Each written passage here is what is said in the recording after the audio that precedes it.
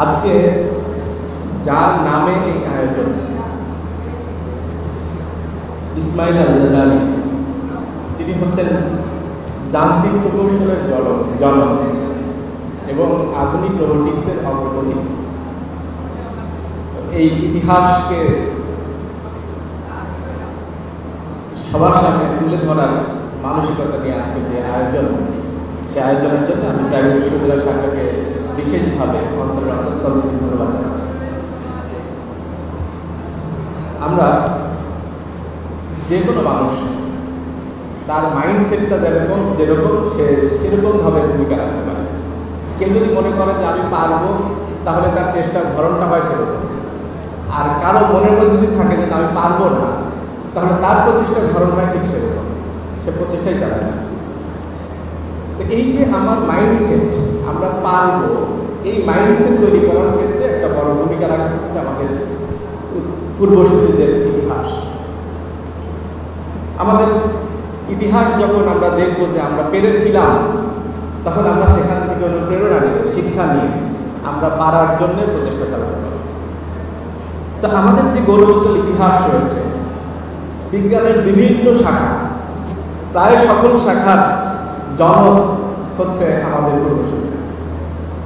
আমরা যদি আলজেব্রার কথা বলি, মডার্ন মেডিসিনের কথা বলি, কেমিস্ট্রির কথা বলি, অপটিক্সের কথা বলি, হিস্টোগ্রাফির কথা বলি, মডার্ন সার্জারির কথা বলি, যান্ত্রিক প্রকৌশলের কথা বলি, এরকম আরো বহু সেকশনের জনক হচ্ছেন আমাদের পূর্বসূরিরা।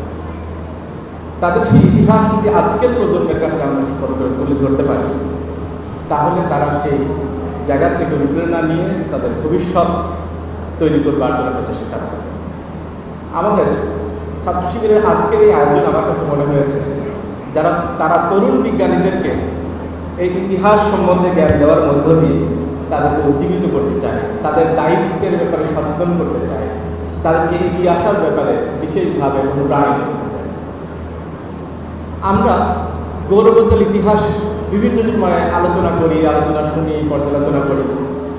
আমি মনে করি সেই ইতিহাস থেকে আমরা শিক্ষা নিয়ে এখনকার আমাদের দায়িত্ব হচ্ছে গৌরবোজ্জ্বল একটা ভবিষ্যৎ নির্মাণ করা, যাতে করে আমাদের পরবর্তী প্রজন্মরা শুধুমাত্র অতীত ইতিহাস নিয়েই তারা যেন গল্প না শুনে, বরং তারা যেন তখনকার বর্তমান, আলোকোজ্জ্বল বর্তমান নিয়েও গর্ব করতে পারে, আলোচনা করতে পারে। সো গৌরবোজ্জ্বল ইতিহাস থেকে শিক্ষা নিয়ে আলোকবর্তিকাময় ভবিষ্যৎ নির্মাণের প্রচেষ্টার মধ্য দিয়ে ভবিষ্যতের বর্তমান প্রজন্মের জন্য আমরা একটা আলোকোজ্জ্বল বর্তমান তৈরি করতে চাই। সম্মানিত আজকের এই প্রোগ্রামের পার্টিসিপেন্ট এবং যারা বিভিন্ন জায়গা থেকে আজকের এই প্রোগ্রামে জানবেন, তারা, আমি আশা করি তারা সেখান থেকে শিখে তাদের এই প্রচেষ্টাটা অব্যাহত রাখবেন। আল্লাহ তাআলা মানুষদেরকে তার খলিফা হিসাবে পাঠিয়েছে। এই খলিফার অন্যতম বড় দায়িত্ব হচ্ছে যে এই পৃথিবীর মানব সভ্যতার সাস্টেনেবল ডেভেলপমেন্টে ভূমিকা রাখা। ছোট্ট করে উদাহরণ বললে, ওজোন স্তরকে নষ্ট না করে ফেলাটা, সেটাকে প্রিজার্ভ করাটা হচ্ছে খলিফার একটা দায়িত্ব। আমরা এই যে জলবায়ু নষ্ট করে ফেলছি, এই জলবায়ু নষ্ট করে ফেলাটা খলিফার দায়িত্ব নয়, খলিফার দায়িত্ব জলবায়ুকে ঠিক রাখা। আমরা যারা আজকে বিভিন্ন জায়গায় বড় বড় বিজ্ঞানের কাজগুলো করছে, ইন্ডাস্ট্রি ডেভেলপমেন্ট করছে, অনেক ক্ষেত্রেই তারা এই বিষয়গুলোকে খেয়াল না রেখে তাদের শুধুমাত্র দুনিয়াবি ডেভেলপমেন্টের জন্য কাজ করতে গিয়ে এই অন্যায়টুকু করছে, পৃথিবীর প্রতি অন্যায় করছে।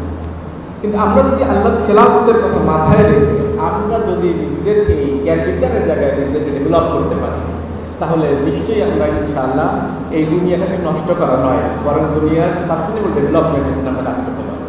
সো আমাদেরকে সেই জায়গায় এগিয়ে আসার জন্য চেষ্টা করতে হবে। আজকের তরুণ যারা বিজ্ঞানী, আমি মনে করি তাদেরকে প্রচেষ্টা অব্যাহত রাখতে হবে, থেমে গেলে চলবে না। আমি আহ্বান করতে চাই আপনারা আপনাদের কাজের ব্যাপারে লেগে থাকবেন। আজকে হয়তোবা যে প্রজেক্টগুলো করেছেন, সেই প্রজেক্টগুলো হয়তোবা মনে হচ্ছে অনেক বড়, কিন্তু আমরা মনে করি এর চেয়েও আরও অনেক বড় কিছু করার সুযোগ আপনাদের আছে। সেই পটেনশিয়ালিটি আপনাদের আছে, পটেনশিয়ালিটি আপনাদের জন্য আমানত। এই আমানতকে কাজে লাগিয়ে এগিয়ে যাবেন।